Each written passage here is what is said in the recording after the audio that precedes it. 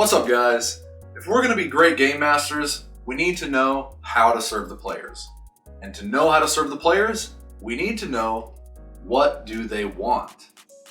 Players want 4 things when they're coming to the table.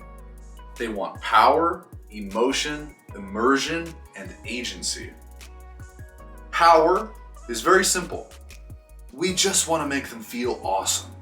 We want to make them feel like badass warriors or mysterious wizards casting miraculous spells, or ninjas that can become invisible in the shadows and leap off of story-high buildings. It's as simple as that. Make them feel powerful and they'll have fun.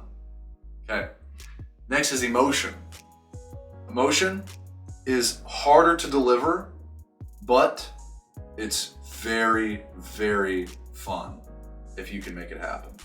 And it's just done through storytelling. You can make them feel triumphant over a great enemy or a great challenge, whether it be rescuing a village from an enemy army or conquering a challenging dungeon. Sorrow. Sorrow is an emotion that we can help them have if they have fallen in love with a character dies, or they have a treasure that is lost to them. Anger can be drawn out of them in a positive direction, not at you or each other, but at the bad guy, at a situation where the evil king steals one of the character's loved ones and holds them captive, threatening their death. Fear.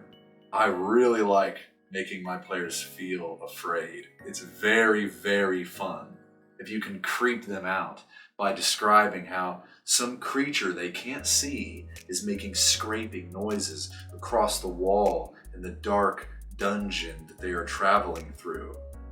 Very fun. So that's emotion.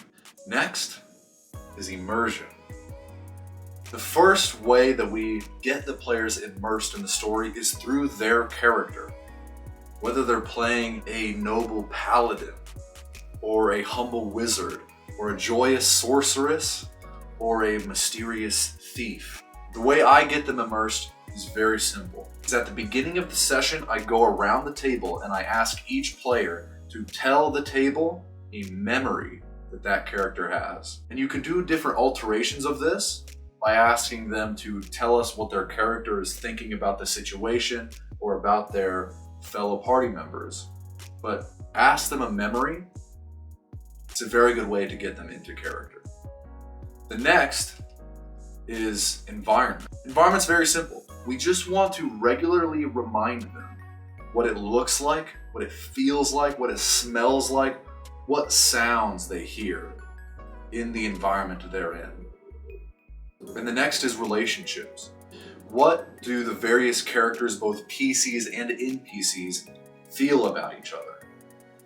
What's their history? What do others know about the relationships? And it's as simple as that.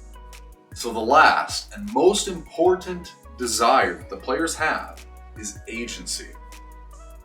Agency is the reason they come to play tabletop role-playing games and not any other game, whether it be board game or video game.